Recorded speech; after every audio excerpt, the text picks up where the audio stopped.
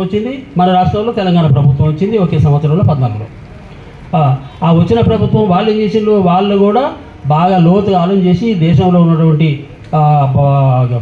వివిధ రాష్ట్ర ప్రభుత్వాలు కేంద్ర పాలిత ప్రాంతాలను కూడా అధ్యయనం చేసిన తర్వాత వాళ్ళకు గైడెన్స్ ఇచ్చిండ్రు రిలీఫ్నిస్తూ సుప్రీంకోర్టు యొక్క అభిప్రాయం తీసుకొని 5, 10, 15 సంవత్సరాలు అంటే వీళ్ళు 14 వచ్చింది 15లో సుప్రీంకోర్టు మళ్ళీ రెండవసారి ఒక గైడెన్స్ ఇచ్చింది.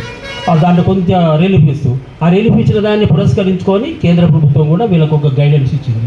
మీరు ఈ విధంగా మీ పలానా అంశాల పరంగా మీ రాష్ట్రాలలో ఏదైనా చిన్నపాటి సవరణలు ఉంటే మీరు చేసుకొని మీ ప్రజలకు మీ ఆధారిత ప్రజలు ఉన్నారో వాళ్లకు లైసెన్సులు ఇవ్వవచ్చు.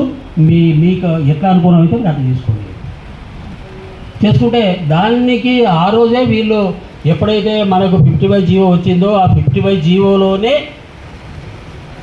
అన్లైసెన్స్డ్ సామిల్స్ ఏవైతే ఉంటాయో లైసెన్స్ లేని వాళ్ళు ఉంటారో వాళ్ళందరికీ కూడా వెంటనే అందరికీ స్వతంత్రం వచ్చినట్టు స్వరాష్ట్రం వచ్చినట్టు మనకు కూడా స్వరాష్ట్రం వచ్చింది కనుక అనేక సంవత్సరాలుగా ఆంధ్ర పాలకుల అక్రమ వసూళ్ల కోసం లైసెన్సులు ఇవ్వకుండా మనం తీసుకోకుండా మనకు అవగాహన లేకుండా అటవీ శాఖ అధికారులు మనకు చెప్పగా లంచాల కోసం మనం తీసుకోలేదు. ఆ కారణాలని గుర్తించి వెంటనే క్రమబద్ధీకరించి లైసెన్సులు ఇచ్చడానికి బదులు అరాచ్మెంట్లు ప్రారంభం చేసింది. ఇంకా కొద్దిగా ఎక్కువ అరాచ్మెంట్లు ఏం చేసిండు వాళ్ళు, మేము చేసినట్టు ఇట్లుండాలి అట్లుండాలని మొత్తం ఈ పరిష్కారాన్ని ఉడబికచ్చుడు క్రేన్లు పెట్టి గీళ్ళు పెట్టి బండ్లు పెట్టి ఇక అవన్నీ అరాచ్మెంట్ అన్నీ కూడా మనం అనుభవించినాం.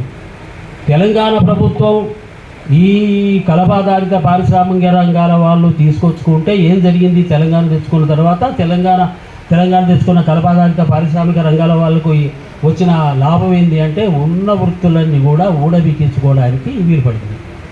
అదొక్కటి మాత్రం మనం సాధించుకోగలిగినాం. మొత్తం అణచివేతలు మొత్తం దుర్మార్గమైనటువంటి దానికి అనేక రకాల ప్రయత్నాలు చేసినాం.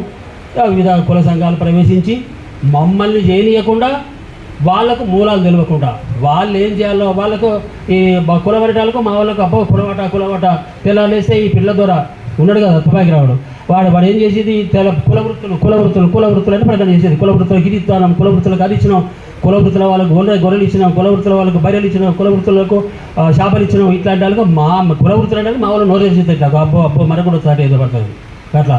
అంటే కులం అంటేనే ఏదో లాభాలు చేకూరుతాయట అనే భ్రమలో కూరుకుపోయి ఈ మా కుల సంఘాలు తెలియని ముండా కొడుకులు ఆ కులాన్ని ఉద్ధరించే తెలివితేటలేదు, ఆ జ్ఞానం లేదు, ఆ స్పృహ లేదు, ఆ నియంత్రణ ఆ నిగ్రహ శక్తి లేదు, కులాన్ని సంరక్షించే మూలాలు లేవు. అట్లనే ఉద్యమాలు చేయాల్సినటువంటి ఆ మూలాలు కూడా తెలియవు. ఎక్కడ మన ఆధారిత రంగం ఉన్నది, ఎక్కడ ఆధారిత హక్కులు సాధించుకోవాలి, ఏ రంగం మనది, ఏ మూలం మనది, అసలు దేని కొరకు పోరాటం చేయాలని ఆ ఇంగిత జ్ఞానం కూడా లేనటువంటి పెద్ద మనుషులందరూ మన జాతికి దాపరించి అందరినీ తప్పుదోవ పట్టించిన కారణంగా మేమేదో వాళ్ళతోటి ఏగి